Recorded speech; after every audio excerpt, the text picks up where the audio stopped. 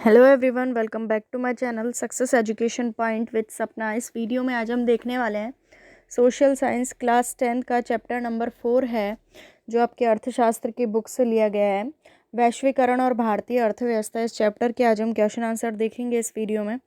तो चलिए शुरू करते हैं इस वीडियो को लाइक, शेयर और चैनल को सब्सक्राइब जरूर करें। अगर आप चैनल पर नए हैं, पहली बार देख रहे हैं, तो चैनल को सब्सक्राइब करके बेल आइकन को प्रेस करें, जिससे आने वाली नेक्स्ट वीडियो की नोटिफिकेशन आप तक तुरंत पहुंच सके।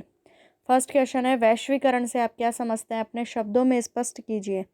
वैश्वीकरण का तात्पर्य विभिन्न देशों द्वारा अपनी अर्थव्यवस्था को अन्य देशों के लिए खोलने से है तथा विभिन्न अवरोधों को हटाने से है, ताकि विभिन्न देशों के मध्य आर्थिक गतिविधियों का विस्तार हो सके और श्रम का स्वतंत्र रूप में आवागमन हो सके।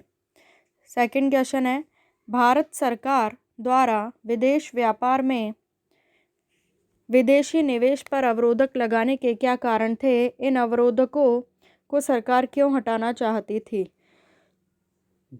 तो इसका उत्तर है, स्वतंत्रता प्राप्ति के पश्चात भारत सरकार ने विदेश व्यापार एवं विदेशी निवेश पर अवरोध लगा रखे थे। इसका मुख्य कारण भारतीय उत्पादकों को विदेशी प्रतिस्पर्धा से संरक्षण प्रदान करना था। उस समय भारतीय उत्पादकों की आर्थिक स्थिति सही नहीं थी तथा वे उत्पादन की परंपरागत तकनीकों का उपयोग करते थे। वर्ष 1991 में भारत को अपनी नीतियों में परिवर्तन करना पड़ा तथा इन अवरोधों को हटाना पड़ा, क्योंकि सन 1991 तक भारतीय उत्पादक विश्व के उत्पादकों से प्रतिस्पर्धा करने में सक्षम हो गए थे। और सेकंड है, अभी महसूस किया जाने लगा था कि प्रतिस्पर्धा से उत्पादकों की गुणवत्ता में सुधार होगा। नेक्स्ट क्वेश्चन, श्रम कानूनों में लचीलापन कंपनियों को कैसे मदद करेगा?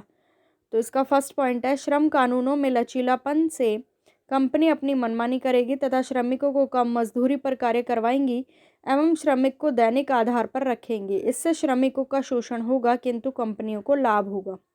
सेकंड है, श्रम कानूनों में लचीलेपन से कंपनियों को श्रम लागत कम उठानी पड़ेगी, जिससे उनके उत्पादों की लागत भी कम हो जाएगी। थर्ड है, उत्पादन लागत कम होने से कंपनी को प्राप्त होने वाले लाभ में वृद्धि होगी। फोर्थ क्वेश्चन, दूसरे देशों में बहुराष्ट्रीय कंपनियां किस प्रकार उत्पादन या उत्पादन पर नियंत्रण स्थापित करती हैं? दूसरे देशों में बहुराष्ट्रीय कंपनियां विदेश व्यापार तथा विदेशी निवेश के द्वारा उत्पादन पर निम्न प्रकार नियंत्रण स्थापित करती हैं। फर्स्ट है, बहुराष्ट्रीय कंपनियों के निवेश का सबसे आम रास्ता स्थानीय कंपनियों को खरीदना और उसके बाद उत्पादन का प्रसार करना है। सेकेंड पॉइंट, ये कंपनियां दूसरे देशों के साथ मिलकर संयुक्त उत्पादन भी करती हैं तथा धीरे धीरे दूसरे देश के उत्पादन पर अपना नियंत्रण स्थापित कर लेती हैं। थर्ड है, बहुराष्ट्रीय कंपनियां छोटे उत्पादकों को उत्पादन का ऑर्डर देती हैं। ये कंपनियां इन वस्तुओं को अपने ब्रांड नाम से उपभोक्ताओं को बेच देती हैं। फिफ्थ क्वेश्चन, विकसित देश विकासशील देशों से उनके व्यापार और निवेश का उदारीकरण क्यों चाहते हैं? क्या आप मानते हैं कि विकासशील देशों को भी बदले में ऐसी मांग करनी चाहिए? विकसित देश विकासशील देशों से उनके व्यापार और निवेश का उदाहरण चाहते हैं, क्योंकि बहुराष्ट्रीय कंपनियों के द्वारा वे विदेश व्यापार व विदेशी निवेश के माध्यम से विकासशील देशों में अपने व्यवसाय का विस्तार कर सके। सेकंड है, वे वहां ऊंची दर का लाभ अर्जित कर सकते हैं। हाँ, हम मानते हैं कि विकासशील देशों को भी विकसित देशों द्वारा लगाए हुए व्यापार अवरोधकों को हटाने, उनके बाजार तक पहुंचने तथा अधिक आर्थिक सहायता की मांग करनी चाहिए। क्वेश्चन नंबर 6, वैश्वीकरण का प्रभाव एक समान नहीं है, इस कथन की अपने शब्दों में व्याख्या कीजिए। वैश्वीकरण का प्रभाव देश के सभी वर्गों पर एक समान नहीं होता है। वैश्वीकरण से बड़े उद्योगों एवं उपभोक्ताओं को तो लाभ होता है। बड़े उद्योगों को अपना विस्तार करने का अवसर मिलता है, जबकि उपभोक्ताओं को कम कीमत पर अधिक गुणवत्ता वाली वस्तुएं प्राप्त होती हैं। वैश्वीकरण से बहुराष्ट्रीय कंपनियों के आगमन से रोजगार के नए अवसर सृजित हुए हैं। वैश्वीकरण से भारतीय कंपनियों को भी आधुनिक विदेशी तकनीकों का लाभ मिला है। सेवंथ है, व्यापार और निवेश नीतियों का उदारीकरण वैश्वीकरण प्रक्रिया में कैसे सहायता पहुंचाता है? इसको उदारीकरण कीजिएगा, उदाहरणकरण को।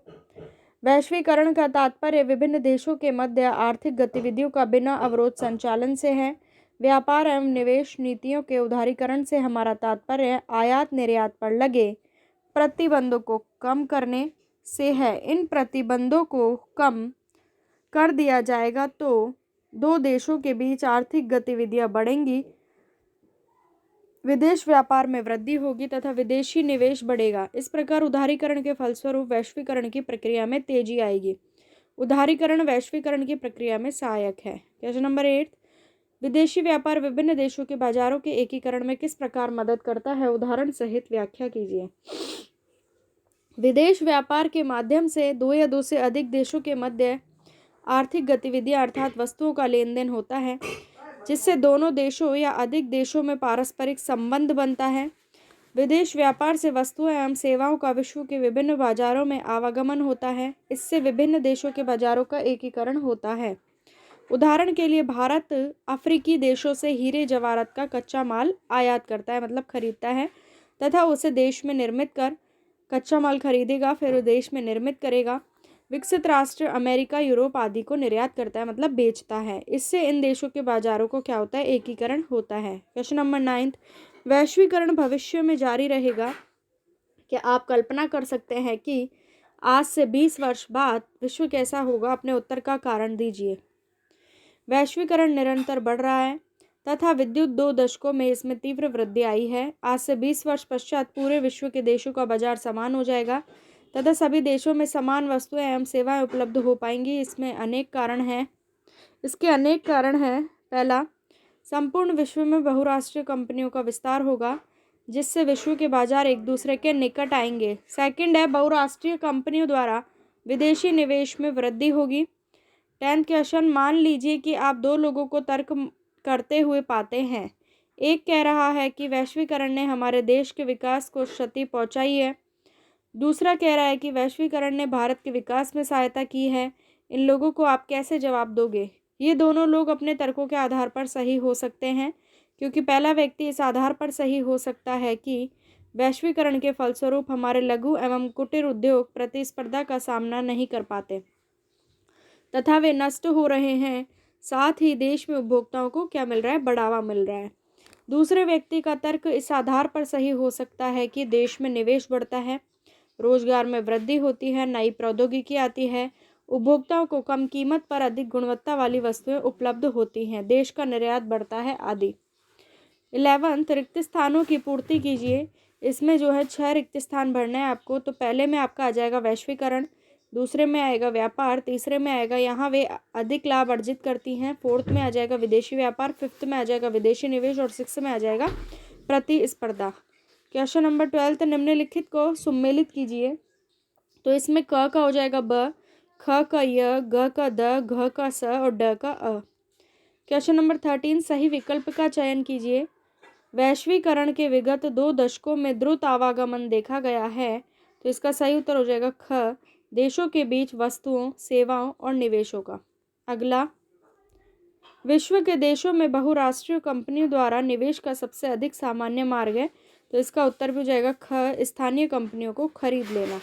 वैश्वीकरण जीवन स्तर के सुधार में सहायता पहुंचाई है। इसका हो जाएगा ख, विकसित देशों के लोगों के। तो ये थी हमारी आज की वीडियो, चैप्टर नंबर 4 के क्वेश्चन आंसर। चैनल को सब्सक्राइब जरूर करें, साथ ही में वीडियो को लाइक और शेयर करें। मिलती हूँ नेक्स्ट वीडियो में। Thank you for watching my video.